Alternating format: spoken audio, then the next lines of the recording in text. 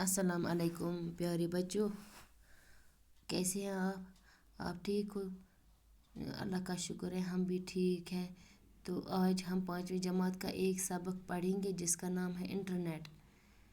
Internet छू तह सारवेन बच्चों पता, चूँकि अगर इस परनावा छ तह उर्दूस मज पता छन कि तह आसवा सारवेन समझ यवान मतलब इत कनत छ उर्दू उर्दू से मज परनावन, मगर पता छन कि तह आसवा सारवेन उर्दू पठ सबक यवान समझ कि ना आज परो अस इंटरनेट।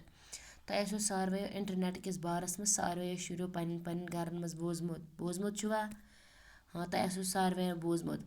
तो आज मोबाइल सिस्टम, आज ईमेल सिस्टम, आज लैपटॉप सिस्टम, यानी कि तह आसो सारवे बच्चों कुन नत कुन बारस मज आसो तह पन्न घरन मज बोजमुत। आज परनामो बह थोड़ा बहुत जानकारी इंटरनेट किस बारस मज। इंटरनेट गोड़ परो अमिक कह मुश्किल अल्फाज गोड़ परो इमन हंद माने। लैपटॉपुक मतलब क्या गो? लैपटॉप का मतलब है गोद में रखा जाने वाला कंप्यूटर, इस खुन क्या थावा सु कंप्यूटर।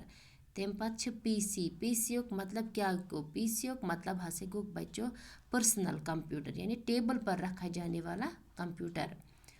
इसके बाद है मौसलाती निज़ाम। मौसलाती निज़ाम का मतलब है ज़राया नकलो हरकत का जदीद तर्ज। एम पत ईमेल। ईमेल का मतलब है इलेक्ट्रॉनिक मेल, यानी इंटरनेट के ज़रिए खत भेजने का तरीका। इंटरनेट के ज़रिए चिट्ठी सोजान तथ वनान ईमेल। इसके बाद है मौसर। मौसर का मतलब क्या है? मौसरुक मतलब असर करने वाला, यानी कारगर, कारगर असर करने वाला, ये है इसका मतलब। फिर है थोड़ा बहुत हम पढ़ेंगे। 21वीं सदी के इंफॉर्मेशन सुपर हाई के दौर में क्या आप एक ऐसे मौसलाती निज़ाम का तस्वर कर सकते हैं? ये वना क्या तुवा एक मौसलाती निज़ाम, यानी कि नौ जदीद तरीन हसा 21वीं सदी 21वीं सदी मज इंफॉर्मेशन सुपर हाई के ज़रिए अस मिलान अत दौरस मज, क्या तुवा अमुक तस्वर हेका कर जिसके ज़रिए आप दुनिया भर की मालूमात चंद लम्हों में हासिल कर सकते हैं। ये ज़रिए तुम दुनिया मतलब प्रथ कह मालूमात, चाहे न्यूज़ आ, चाहे बे कह इंफॉर्मेशन आ, तुम मिनटन मज हासिल करान। मतलब चंद ही लम्हों में आप उसको पा सकते हो, हासिल कर सकते हो, और वो भी सिर्फ अपने एक छोटे से कंप्यूटर के ज़रिए। किसके ज़रिए? छोटे से कंप्यूटर के ज़रिए, यानी लकुट कंप्यूटर तम सतन हेक्यू तुम दुनिया कह ति इंफॉर्मेशन मतलब कम वक्तस मज हासिल कर। जी हाँ, ये मुमकिन है, बशर्ते कि आपका कंप्यूटर इंटरनेट से जुड़ा हो, यानी कि ये शर्त है कि आपका कंप्यूटर जो है वो इंटरनेट के साथ जुड़ा हो। इंटरनेट दुनिया का सबसे बड़ा नेटवर्क है। कहते हैं जो इंटरनेट है ये दुनिया का सबसे बड़ा नेटवर्क है, यानी कि ये सारे खुद बोड़ नेटवर्क जिससे दुनिया में करोड़ों अफराद बराह रास्त आपस में जुड़े हुए हैं। यानी कि अम सतन हसा दुनिया करोड़ों लूख लछ बद लूख अकिस बेकिस सतन रोजान जुड़ित, यानी कथ हेका कर, यानी कि बाकी मैसेजेस करान, कथ बात हेका कर, प्रथ कह इंफॉर्मेशन बिजनेस करान।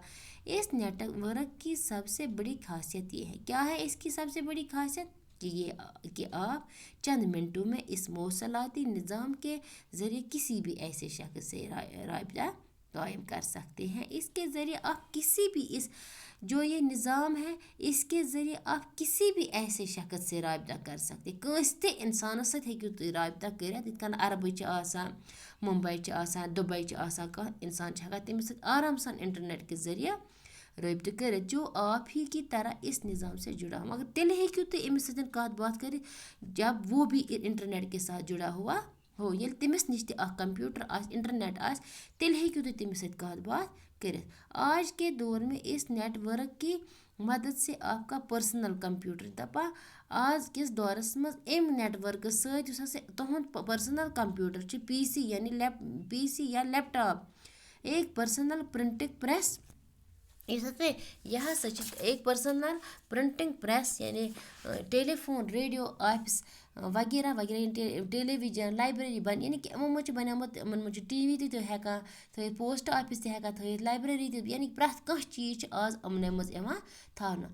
अब आपको अलहदा अलहदा मुख्तलिफ चीज़ों को रखने की ज़रूरत नहीं है। कहते हैं वो छुन तक थावन कहीं अलग अलग पन चीज़ संभालित पन डाटा संभालित यह रोज आराम सान सोरी तुहंदिस पर्सनलस मज पर्सनल डाटा रोज तुहंदिस पीसी यानी कंप्यूटरस मज रोज तुहंद सोरी पर्सनल डाटा। बल्कि इंटरनेट से जुड़ जाने के बाद आप इन सारी चीज़ों के फ़ायदे अपने कमरे में बैठकर हासिल कर सकते हैं। बल्कि तुम हेक्यू प्रथ कह चीज़ तुम कम इंटरनेटस सो जुड़ित तुम हेक्यू सारी चीज़ पन्नस कमरस मज हेक्यू तुम हासिल कर और तुम हेक्यू सेव थत पन सोरे डाटा यह तुम आसो तुम हेक्यू आराम सान पन यह डाटा थत कंप्यूटरस मज।